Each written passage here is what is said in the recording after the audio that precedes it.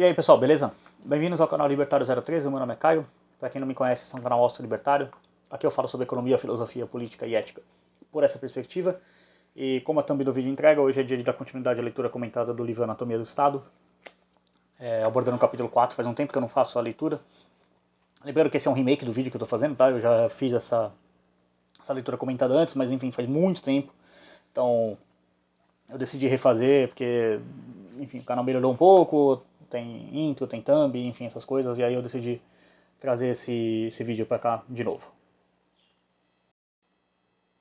Bom, como se trata de uma leitura comentada, obviamente o link da playlist estará na descrição, junto com os links padrões que eu sempre deixo em leituras comentadas, que é o link para a compra do livro, o link para download do livro gratuito, você pode baixar através do site do Instituto Rockber Brasil, comprar através da Amazon, além dos outros links padrões que eu sempre deixo, que é os links das minhas redes sociais, que você pode seguir, e também os links para apoio financeiro do canal, qual você pode colaborar para financiar o canal através de doações por Bitcoin, Nano ou por moeda estatal via Pix. Você pode colaborar também. Nesse momento eu estou gravando o canal, meu notebook, que eu estou gravando aqui o vídeo, né? Deu problema, meu notebook não está funcionando e eu estava fazendo a leitura comentada do Anatomia do Estado. Para quem acompanha o canal aí viu que a leitura está suspensa, eu parei no capítulo 1. O capítulo 2, o roteiro, está lá dentro da HD do notebook e o notebook não está funcionando. Então, se você quiser colaborar para arrumar esse, ver o que dá para fazer, enfim, ou comprar um novo, colabore através do Pix, pode ser qualquer valor, R$1, 50 centavos, 10 centavos, qualquer coisa que você doar ajuda. Mas enfim, sem mais enrolações, vamos entrar aí no capítulo 4, que se chama Como o Estado Transcende Seus Limites, no qual, como o título é autoexplicativo, o Rothbard vai entrar na questão de como o Estado aumenta seu poder, de certa forma. Então vamos lá. Como Bertrand de Juvenil, 1903-1937, sabiamente disse, ao longo dos séculos, os homens formaram conceitos criados para fiscalizar e limitar o exercício do domínio do Estado. E, um após o outro, o Estado, usando seus aliados intelectuais, conseguiu transformar esses conceitos em carimbos intelectuais de legitimidade e virtude, a estampar seus decretos e ações. Originalmente, na Europa Ocidental, o conceito de soberania divina dizia que os reis deveriam governar de acordo com a lei divina. Os reis transformaram o conceito num carimbo de aprovação divina para todas as ações da realeza. O conceito de democracia parlamentar nasceu como uma fiscalização popular do governo monárquico absoluto, mas o parlamento acabou se tornando parte fundamental do Estado, com seus atos considerados totalmente soberano. De Juvenel conclui, e aqui uma citação do Bertrand de Juvenel. Muitos teóricos da soberania exploraram ao menos um desses artifícios restritivos, mas, por fim, todas essas teorias, cedo ou tarde, perderam o objetivo original, funcionando apenas como impulsionadoras do poder, legando a ele a ajuda invisível e importante da soberania com a qual o governo podia, no tempo certo, se identificar. Nota 41 aqui, Bertrand de Juvenel, sobre o poder, página 27. É da onde tem esse trecho. O mesmo se aplica a doutrinas mais específicas. Os direitos naturais do indivíduo, santificados em John Locke na Declaração de Direitos, se transformaram no direito ao emprego estatista. O utilitarismo se transformou em argumentos pela liberdade, em argumentos contra a resistência à invasão estatal às liberdades, etc. Com certeza, a tentativa mais ambiciosa de impor limites ao Estado foi a Declaração dos Direitos de 1689 e outras partes mais restritivas da Constituição americana, no qual os limites expressos ao governo se tornaram leis fundamentais a serem interpretadas por um judiciário supostamente independente dos demais poderes. Todos os americanos conhecem o processo pelo qual os limites constitucionais ao governo foram inexoravelmente ampliados no último século, mas poucos foram tão hábeis como o professor Charles Black, 1915 a 2001, em ver que o Estado, nesse processo, transformou a própria análise judícia, antes um instrumento limitador, em outro artifício para dar legitimidade ideológica às ações do governo. Porque se uma sentença judicial diz que algo é inconstitucional, e isso significa um controle firme do poder governamental, então está implícito ou explícito que existe um veredito de constitucional. Funciona como uma arma capaz de infundir no público a aceitação de um poder governamental cada vez maior. O que quer dizer essa parte aqui? Vamos entrar num pouco de explicação aqui. A Constituição americana, como o Rothbard brilhantemente coloca aqui, talvez seja o instrumento mais que melhor conseguiu, vamos dizer assim, limitar o poder do Estado, mas isso não quer dizer que isso teve sucesso. Tivemos recentemente um episódio aqui no Brasil de que o ministro Alexandre de Moraes, sempre ele, para quem estiver acompanhando isso no futuro, na época que eu estou gravando esse vídeo, o ministro Alexandre de Moraes é basicamente um autoritário residindo no judiciário, que tomou para si todos os poderes do Estado. Ele decide, em última análise, tudo o que acontece no país. Então, esse cara, ele decidiu que no Brasil não vai ter mais uma coisa chamada sigilo da fonte.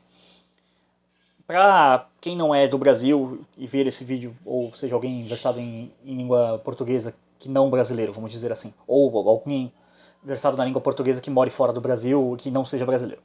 Na nossa Constituição atual de 1988, no momento que eu estou gravando esse vídeo, no artigo 5º, agora não me lembro qual que é o inciso, mas existe um inciso na Constituição. Se você ver o artigo 5º da Constituição e for lá nesse inciso, vai ver que existe uma questão chamada direito de sigilo à fonte. Essa é uma das prerrogativas constitucionais básicas, ou seja, são coisas que você não pode modificar na Constituição sem fazer uma nova. É uma cláusula pétrea, como é chamado aqui no direito constitucional brasileiro. Ou seja, na onde que entra o ministro Alexandre de Moraes? Teve um episódio todo, uma treta que envolveu um senador, uma tentativa de golpe de Estado, enfim, não vou entrar muito nos detalhes que não importa. Mas esse senador em questão, chama Marcos Duval, ele deu uma entrevista para diversos jornais de comunicação e cada vez que ele deu uma entrevista ele contou uma versão diferente do fato. Então o ministro Alexandre de Moraes exigiu que os jornais entregassem todas as entrevistas, inclusive as não publicadas, para que ele investigasse o fato. Isso por si já é uma violação do princípio constitucional do direito do sigilo à fonte, porque poderia ter situações em que o senador, ao ser entrevistado, disse: olha só, eu vou te contar essa coisa aqui, mas você deixa no off e não publica. E aí o ministro obrigaria a publicar isso. Então, na prática, se quebraria o direito do sigilo da fonte, que é uma prerrogativa muito importante do exercício da profissão de jornalista. Então você já vê que esse é um exemplo factual. Eu gosto sempre de relacionar o que está nas páginas do livro com coisas que estão acontecendo para você entender que o Estado ele sempre transcende os seus limites. Então é um exemplo. Vamos seguir aqui nas palavras do Rothbard. O professor Black começa sua análise identificando a necessidade crucial de legitimidade para que qualquer governo se sustente. Essa legitimidade significa a aceitação básica pela maioria do governo em suas ações. Nota 42. Charles Jr. Black, The People on the Court, New York, Maximilian, 1960, página 35. Essa legitimidade significa... já li essa parte. A aceitação da legitimidade se torna um problema maior num país como os Estados Unidos, onde limites importantes foram incluídos na teoria sobre a qual se baseia o governo. Nota 43, idem, ou seja, está citando a mesma página. O necessário, acrescenta Black, é um meio de o governo garantir ao povo que seus poderes cada vez maiores são, na verdade, constitucionais. E isso, conclui ele, tem sido a maior função histórica da análise jurídica. Ou seja, segundo o professor Black aqui, o que ele está querendo colocar aqui, a própria ideia de você ter uma Suprema Corte que interpreta as leis do país, e não que as leis são um fato dado e não cabem interpretação, cabem apenas a punição em relação à transgressão da lei, já é um instrumento de você colocar na mão do Estado ele poder interpretar as leis a seu próprio bel prazer, a seu próprio modo, e com isso ele poder transcender seus limites e expandir os seus poderes. Não é preciso muitos exemplos para explicar isso para um brasileiro, já que ele vive isso. Hoje nós vivemos uma ditadura do judiciário, a qual basicamente o judiciário tomou para si prerrogativas que não eram para ser do judiciário, mas agora são. E bom, se você quiser recorrer que o judiciário tomou prerrogativas para si que não são, vá recorrer ao judiciário. Como diz um pensador brasileiro, a pior ditadura que tem é a do judiciário, pois contra ela não há quem recorrer. Não lembro o nome do pensador, se você lembra, deixa na descrição. Aí, seguindo aqui. Deixemos que Black ilustre o problema. O risco supremo para o governo é o desgosto e uma sensação de revolta disseminada pela população, e a perda de autoridade moral pelo governo como tal, por mais que isso seja contido por força ou inércia, ou pela falta de uma alternativa interessante ou imediatamente disponível. Quase todos que vivem sob um governo de poderes limitados devem, cedo ou tarde, estar sujeitos a alguma ação governamental que, em privado, eles consideram algo alheio ao poder do governo ou definitivamente proibido ao governo. Um homem é recrutado, apesar de não encontrar nada na Constituição sobre recrutamento. Dizem ao agricultor quanto trigo ele pode produzir. Ele acredita, e descobre que alguns advogados respeitáveis acreditam também, que o governo não tem o direito de dizer quanto trigo ele pode plantar, assim como ele não pode dizer à sua filha com quem ela deve se casar. Um homem é enviado para uma penitenciária federal por dizer o que ele quer. E ele anda de um lado para o outro em sua cela recitando: o Congresso não fará leis restringindo a liberdade de expressão. Dizem ao empresário quanto ele pode cobrar ou deve cobrar pela manteiga. Nota 44, idem e ibidem, ou seja, está citando ainda a mesma página. O perigo é tão real que essas pessoas, e quem não faz parte desse grupo, confrontarão o conceito do limite governamental com a realidade, como elas a veem, do flagrante abuso desses limites, e chegarão à conclusão óbvia quanto à posição de seus governos em relação à legitimidade. Nota 45, agora na página 42 e 43, ou seja, mesmo livro, mas páginas adiante. Evita-se esse perigo com o Estado postulando a doutrina de que um órgão deve ter a última palavra quanto à constitucionalidade, e este órgão, em última análise, deve fazer parte do governo federal. Nota 46, página 52, mesmo livro ainda. Porque, apesar de sua aparente independência, o Judiciário Federal exerce um papel importante ao transformar as ações do governo em escritura sagrada para a maioria das pessoas, e também é verdade que o Judiciário faz parte da máquina governamental, sendo nomeado pelos poderes executivo e legislativo. Black admite que isso significa que o Estado se organizou como juiz de sua própria causa, violando, assim, o princípio jurídico básico de se buscar decisões justas. Ele nega veementemente a possibilidade de qualquer alternativa. E aqui nota 47, que é um pouco mais longa. Perdão, eu vou ler a 46 e a 47, que são complementares. A principal e mais necessária função da Suprema Corte, essa é a nota 46, que é da página 52, tem sido a validação, não a de invalidação. Um governo de poderes limitados precisa, no princípio e sempre, de algum meio de convencer as pessoas que ele fez todo o possível para restringir os próprios poderes. Essa é a condição de sua legitimidade, e sua legitimidade, em longo prazo, é a condição de sua existência.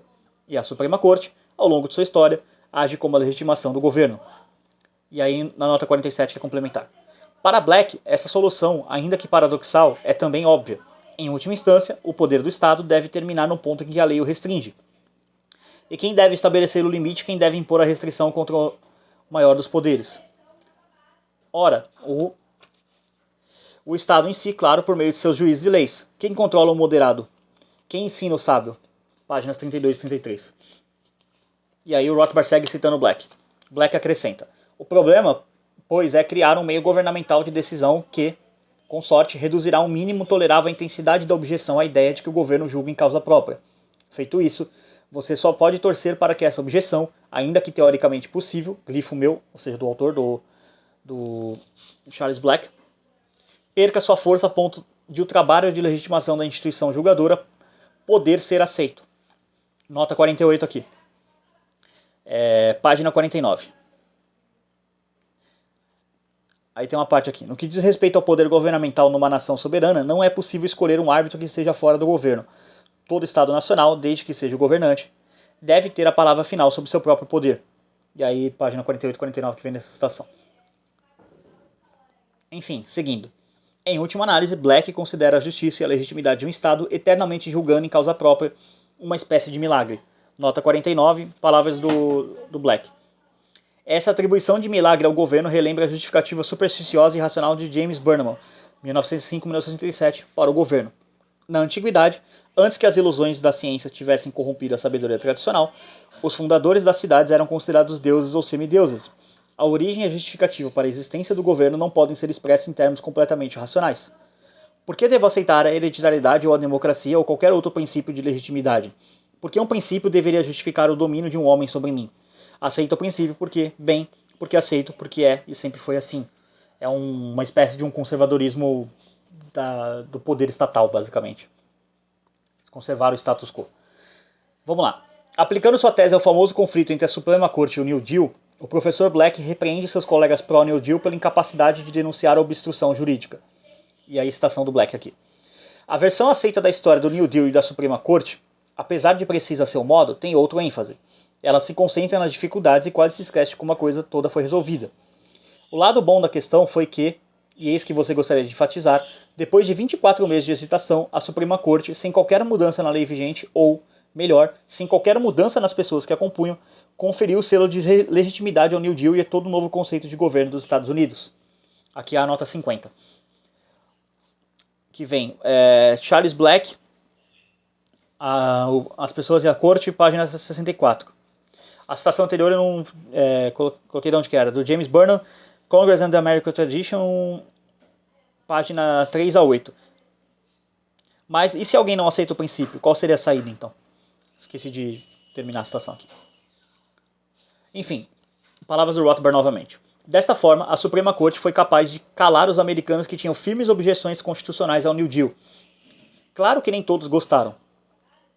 O Charles Stuart do liberalismo constitucional ainda incomoda uns poucos fariseus nas terras altas da irrealidade colérica. Mas não há nenhuma dúvida perigosa ou relevante quanto ao poder constitucional do Congresso para lidar com a economia nacional. E, de novo, mesma citação do Charles Black, página 65. Perdão. Não tínhamos outro meio que não a Suprema Corte para conferir legitimidade ao New Deal. Como Black reconhece, o importante teórico a perceber antecipadamente a lacuna evidente em um limite constitucional ao governo por dar ao poder de decisão final à Suprema Corte foi John C. Calhoun, 1782-1850. 1950 o cara teria vivido bastante. Aumentei 100 anos a idade do cara. Calhoun não estava feliz com o milagre. Ao contrário, ele se pôs a analisar profundamente o problema constitucional. Em sua obra A Disquisition on Government, uma disputa sobre o governo, lançada póstumamente em 1851, Calhoun demonstrou a tendência inerente do Estado de romper os limites de uma Constituição. Uma Constituição escrita certamente tem muitas vantagens, mas é um enorme erro pressupor que a mera criação de leis para restringir e limitar os poderes de um governo, sem dar aos protegidos meios de reforçar a fiscalização, glifo meu, de novo do autor, será o bastante para evitar que o grupo maior e dominante abuse de seus poderes. Como o partido que detém o governo, eles serão, de acordo com a mesma Constituição, que torna o governo necessário para proteger a sociedade, a favor dos poderes cedidos pela Constituição e se oporão à restrição que pretendem limitá-los. O grupo menor e mais fraco, ao contrário, seguirá em direção oposta e as considerará, as restrições, algo fundamental para a proteção dele contra o grupo dominante. Mas, quando não há forma de obrigar o grupo maior a observar as restrições, o único recurso que lhes respeita seria uma interpretação estrita da Constituição. Contra isso, o grupo maior proporia uma interpretação liberal. Seria interpretação contra interpretação, uma para encolher e outra para aumentar os poderes do governo no máximo. Para que serviria a interpretação estrita do grupo menor contra a interpretação mais liberal, quando um dos grupos teria todo o poder do governo para levar sua interpretação a cabo, enquanto o outro grupo seria privado de todas as formas da possibilidade de aplicar sua interpretação. Num conflito tão desigual, o resultado seria óbvio.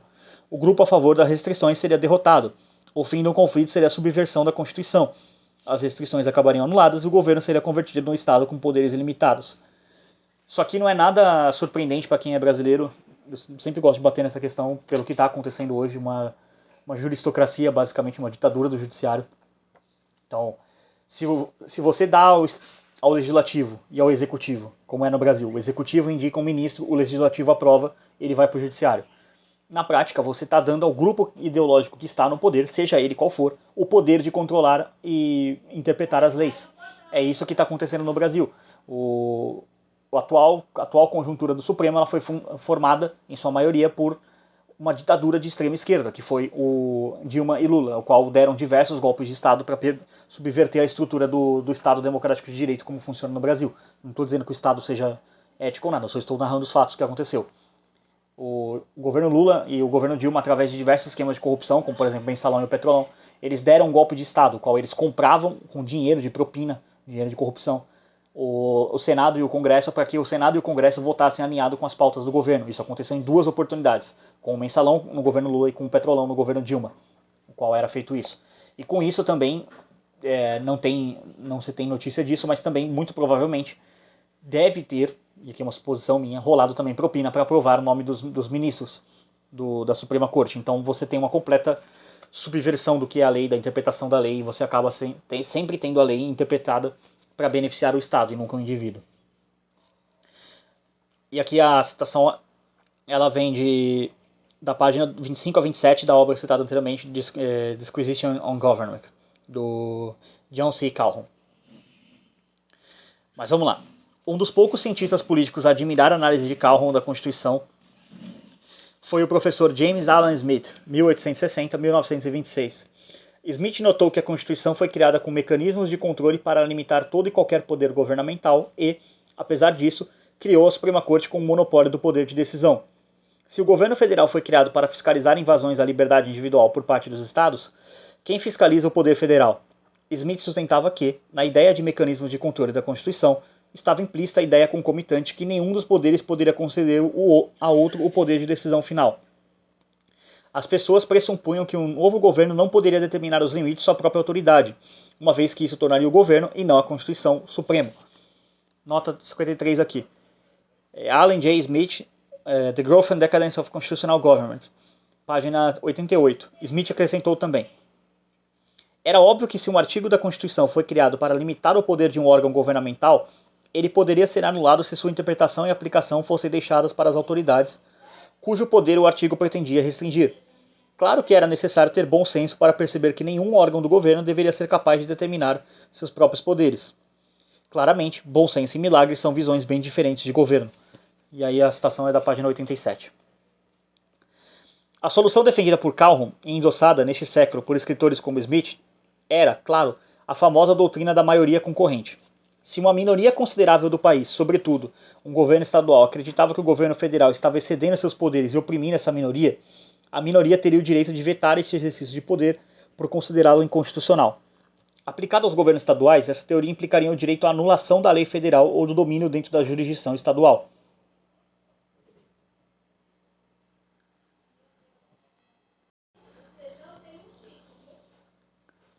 Na teoria, o sistema constitucional consequente garantiria que o governo federal fiscalizasse qualquer intromissão estatal nos direitos individuais, enquanto os estados controlariam os excessos do poder federal sobre os indivíduos. Ainda assim, apesar de os limites serem sem dúvidas mais eficientes que os atuais, há muitas dificuldades e problemas na solução de Calhoun. Se na verdade o interesse minoritário tivesse o direito de veto sobre questões que o envolvessem, então por que ficar só nos estados? Por que não dar o poder de voto aos condados, cidades e distritos? Além disso, os interesses não são apenas demográficos, eles também são de ocupação, sociais, etc. E quanto aos padeiros ou taxistas ou qualquer outra ocupação, eles não deveriam ter poder sobre suas próprias vidas? Isso nos traz um importante argumento que essa teoria de anulação restringe seus mecanismos de controle aos órgãos do próprio governo. Não nos esqueçamos de que os governos estaduais e federal, e suas respectivas ramificações, ainda assim são estados guiados por seus próprios interesses, e não pelos interesses dos, virando a página aqui, dos cidadãos. O que impediria o sistema de Calhoun de funcionar ao contrário, com os estados tiranizando seus cidadãos e vetando o governo federal somente quando ele tentasse impedir a tirania estadual, ou que os estados endossassem a tirania federal. O que impediria os governos federal e estaduais de formar alianças mutuamente benéficas pela exploração conjunta dos cidadãos. E mesmo que grupos profissionais privados tivessem alguma forma de representação funcional no governo, o que impediria de usar o Estado para obter subsídios e outros privilégios para si ou de impor a formação de cartéis para seus próprios membros. Em resumo, Calhoun não leva sua revolucionária teoria da concorrência ao limite. Ele não aplica ao indivíduo. Se, afinal, o indivíduo é quem deve ter os direitos protegidos, então uma teoria consistente da concorrência implicaria um poder de veto por parte de todos os indivíduos, isso é, uma espécie de princípio da unanimidade. Quando Calhoun escreveu que deveria ser impossível criar ou manter o governo ativo sem o consentimento de todos, talvez ele estivesse sem perceber, sugerindo justamente essa conclusão. E aqui é a citação do livro do Calhoun, página 20 a 21. Então, vamos parar aqui um pouco para poder explicar essa questão. O que o Rothbard está querendo colocar aqui? Qual que é a questão? Em tese, isso seria muito mais alinhado com a visão do Mises de secessão individual. Talvez o Mises não tenha percebido, porque o Mises não era um anarquista, ele era um liberal clássico, de que a teoria dele de que a secessão deveria ser aplicada inclusive ao direito a nível individual é exatamente uma teoria de um governo anarcocapitalista, um governo fundado no princípio austro-libertário. Por quê? Vamos colocar assim, vamos entrar um pouco em como seria o ordenamento jurídico, um pouco de como seria a organização social numa sociedade libertária para vocês entenderem meu ponto. Você pode estabelecer, dentro de uma sociedade libertária, contratos entre partes privadas, seja você com uma outra pessoa, ou seja um grupo de pessoas com uma empresa para poder proteger, digamos, sua propriedade, uma empresa de seguros, uma empresa de polícia, alguma coisa do tipo. Porém, você também pode, a qualquer momento, romper esse contrato e declarar uma secessão, ou seja, declarar, eu vou me autoproteger aqui, estarei desassociado de qualquer empresa. Por quê? Porque na prática, essas empresas de seguro, de governo, de governança, vamos colocar assim, para não confundir com governo com Estado, elas acabariam se tornando, cumprindo hoje o papel da função dos bens públicos de segurança, essas coisas. Então, essas empresas elas seriam, de certa forma, uma organização governamental, vamos dizer assim. Governamental no sentido de que ela organiza a sociedade. não no sentido de que ela pode criar leis para si própria. As leis que ela criaria seriam um conjunto de leis que ela ofertaria para as pessoas, e as pessoas adeririam a elas através de contratos mutuamente aceitos, com cláusulas de saída, com cláusulas de interpretação, enfim, de uma certa forma um ordenamento jurídico, vamos dizer assim. E se tiver uma disputa entre a empresa e eu? A disputa vai ser no tribunal de arbitragem X. E se eu quiser sair do contrato por, sei lá, uma parte desrespeitou o contrato, tanto a empresa quanto você? Aí tem a cláusula no contrato. Tudo seria basicamente resolvido por uma visão mais de contratos da sociedade. Nesse aspecto, o Mises defenderia que você poderia se secessionar a nível individual, e sim, você poderia fazer isso. É a linha que Rothbard vai adotar aqui. Mas vamos lá, vamos seguir aqui. Quando Calhoun escreveu que deveria ser impossível criar ou manter o governo ativo sem o consentimento de todos... Perdão, já li essa parte. Vamos lá. Mas essa especulação começa a nos afastar do nosso assunto, visto que, por essa lógica, haveria sistemas políticos que nem poderiam ser chamados de estados. Nota 55 aqui. Recentemente, o princípio da unanimidade experimentou um renascimento discreto, sobretudo nos textos do professor James M. Bushman, 1919-2013. Acrescentar a unanimidade ao presente, contudo, e aplicá-la somente a mudanças no status quo e não às leis vigentes, só pode resultar na mutação de um conceito limitador a outro carimbo de legitimidade para o Estado. Se o princípio da unanimidade for aplicado somente às mudanças de leis e decretos, o caráter do ponto de origem faz toda a diferença.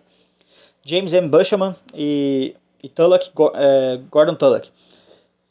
O cálculo do consentimento, 1972. Não cita o livro, a página, mas cita o livro aqui. Enfim, vamos seguir.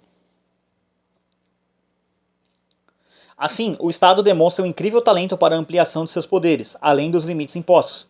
Como o Estado necessariamente vive do confisco compulsório do capital privado, e como a expansão dele necessariamente envolve violações cada vez piores ao indivíduo e à iniciativa privada, devemos dizer que o Estado é profunda e inerentemente anticapitalista. De certa forma, nossa posição é o contrário do dito marxista segundo o qual o Estado é o comitê executivo da classe dominante atual, supostamente capitalista. Ao contrário, o Estado, a organização dos meios políticos, constitui e é a fonte da classe dominante, ou melhor, a casta dominante. Está permanentemente em oposição ao capital realmente privado. Podemos, portanto, concordar com De Jouvenel. E aqui o Rothbard cita De Jouvenel. Só aqueles que não sabem nada de outro tempo que não o seu, que estão completamente no escuro quanto ao comportamento do poder ao longo de milhares de anos, consideraria essas medidas, nacionalização, imposto de renda, etc., fruto de um conjunto específico de doutrinas. Na verdade, elas são manifestações normais do poder e não têm nada de diferente, em sua natureza, dos confiscos dos monastérios perpetrados por Henrique VIII, 1491-1547. O mesmo princípio se aplica. A fome por autoridade, a sede por recursos, em todas as operações, as mesmas características estão presentes, incluindo o aumento rápido das pessoas sobre as quais se pode dividir o espólio. Socialista ou não, o poder deve sempre estar em guerra com as autoridades capitalistas, e deve sempre privar os capitalistas de sua riqueza acumulada. Ao fazer isso, o poder obedece à lei de sua natureza. Bertrand de Jouvenel, sobre o poder, página 171. Esse é um livro que eu quero trazer uma leitura comentada um dia no canal. Esse livro é muito bom, muito importante. Vou ver se eu acho ele em português BR, mas enfim, é um livro que eu quero trazer a leitura para o canal. Bom, como vocês podem ver, a natureza do... Encerra aqui a parte da leitura comentada, vou fazer alguns comentários finais aqui. Como vocês podem perceber, basicamente, o Estado ele usa da prerrogativa dele de limitar o poder dele para poder expandir os limites do seu próprio poder, expandindo a limitação dos seus próprios poderes. Como ele faz isso? Através do sequestro do aparato judicial. Então a raiz de toda a corrupção do poder do Estado, do aumento do poder do Estado, é o monopólio da criação das leis e da justiça. Então quando o Estado tomou para si esse poder, ele tomou para si o poder de basicamente fazer o que ele quiser, ser um governo onipotente, um governo que decide ele mesmo o que ele pode fazer à medida que o governo indica os ministros da Suprema Corte, e esses ministros da Suprema Corte agem em acordo com o grupo que está no poder vigente. No Brasil isso é muito fácil de visualizar, com os ministros do STF sendo indicados a maioria por Lula e Dilma, e agora o Lula voltando, ele vai ter mais 2 indicações. Inclusive não adianta empichar um deles, qualquer um deles, porque basicamente você vai dar mais uma indicação para o Lula, o que só vai piorar o poder, piorar a situação. Então, É fácil identificar essa questão, essa corrupção, da onde que vem a origem, quando você faz uma análise um pouco mais profunda e entende que a natureza da corrupção das leis vem do próprio Estado, quando ele diz que ele mesmo vai limitar o que ele pode fazer, e ele mesmo pode interpretar qual que é o limite do que ele pode fazer. Uma vez que você entende isso, você consegue entender que a única solução para isso é privatizar o sistema de justiça. Pode soar radical, pode soar maluco, mas é uma solução para o problema. Ah, mas o mercado privado não poderia fazer isso da mesma forma? Não, se ele tiver concorrência. Porque você tem que privatizar e quebrar o monopólio. Se você só privatiza, você troca o monopólio do Estado para um monopólio, vamos colocar assim, privado. Então não adianta. Só privatizar não resolve. Você tem que privatizar e quebrar o monopólio. Deixar a lei ser descentralizada, decidida por vários pequenos tribunais. Mas enfim, encerro por aqui. Esse vídeo ficou bastante longo, como é padrão nas leituras comentadas.